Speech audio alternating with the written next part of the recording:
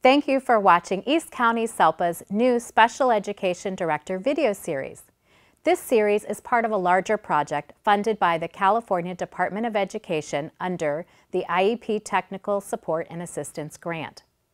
These videos supplement the other resources for new special education directors that can be found on our website, highqualityiep's.net.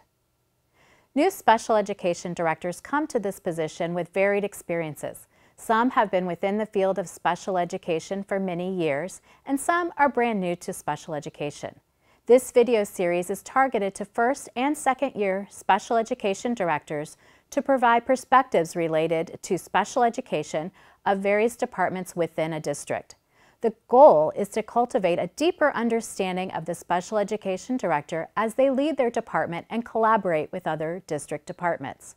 For additional questions, special education directors are encouraged to collaborate with other leaders within their district and their special education local plan area director.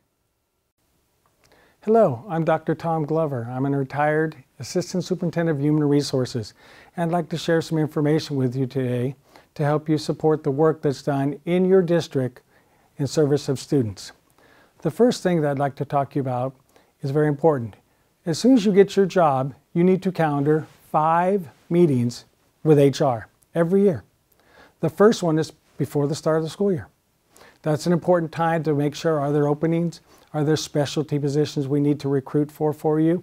It's a way to share information so you're on the same team, somebody finding the teachers for you so you can put those teachers in the room and put them to work. Second, we want to remind you that you need to have a meeting at the end of the semester. Students move around all the time in this community, so we need to make sure that our resources, aides that might have been at one school may need to be moved to another school. So that does happen sometimes at the middle of the school year. At the start of the second semester, just when you think you have things in place, that's when something happens, somebody moves, somebody takes a leave. So you need to know, are all your positions staffed, and are there any special needs that have suddenly risen up and you need to address?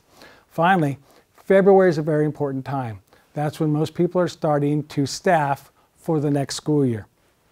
You will need to have your numbers, what's your predictions for enrollment, and if there's any other specialty needs that are going to be, need to find a new teacher, aide, bus driver, whatever we need, we're going to need to have that conversation in February. Finally, at the end of the school year, just when you're waiting for everything to finish, there in some school sites, there are talk about summer school, and that'll be a staffing issue also, so we need to address that. So I want to remind you that with HR, you want to make sure you have those 5 meetings every year. Finally, we want to ask you to attend any hiring fairs that exist in your area. It's important. You're going to be able to help filter quality candidates. You'll be able to look for specialty need positions. You're going to make sure that you can have an idea of what kind of talent pool you have in to where you may meet that one person that is perfect for that one job you've had a hard time filling. And you'll be able to get them before other districts can get them. So we appreciate you being a part of that. Finally, I want to move on to another important point, and that is the fact that you need to keep track of all of your positions. We will in HR, they will in finance, but if you want to maintain those positions and make sure that they're fully staffed, you need to know each position at each site. So make sure you have position control, where you know every position at every site and how they're financed and funded. This is important because position control is budget control, and budget is resources, and they're always in high demand. Finally, don't forget that you need to maintain a staffing allocation. This way you have equity across your district, position by position. Does a certain classroom always get staffed with a teacher, an aide, and an itinerant person coming through? You need to help make those decisions so that it's equitable across our district. In addition, you can't be at every site. And as you know, sometimes employees get sick. One of the best ways to recruit new folks is to monitor your substitute pool. So please ask site administrators and other special administrators when they're out at campuses to pop in on a room that has a substitute. It's possible on HR's side to help make you earn a new position or help you find a new employee by visiting substitutes. Next, I'd like to talk to you about your job in the evaluation process. Every position gets evaluated, including yourself. So remember, you need to monitor those who are doing the monitoring. All right? You can't be at every site, I've said that before. But be sure that people at the sites and other special ed areas are monitoring staff. It's important to see how they're doing and give them positive feedback, right? Also, in the world of itinerant employees, you need to know the when and the where of itinerant employees. They can be a valuable resource, and if you schedule them correctly, that can go a long ways.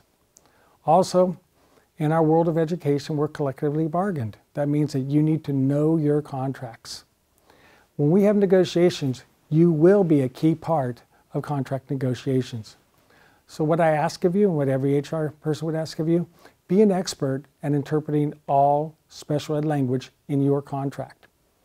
In addition, meet with the union leadership. They're part of all of our district team in supporting students to learn and grow. So maintain positive relationships and be proactive. Have meetings with them too. Finally, be an expert on job descriptions. Not every job is the same. And sometimes in the smaller facilities, people will cover for each other, and sometimes that can become an issue because somebody's doing work that might be a higher pay level or a higher pay grade than what they're getting. So if you make sure people all stay inside of their defined job roles, that'll help every area run smoothly. Last thing I'd like to say is that when you receive this position, it's because you went through a rigorous screening, interview, and hiring process. They've selected you. So now they have complete and full confidence in what you can do and your soon-to-be new vision and leadership in your area. So please, make sure you work with all the other directors, assistant superintendents, and of course the superintendent and board. But remember, you are an important part of serving all of our students in our district and making sure that they learn and grow successfully.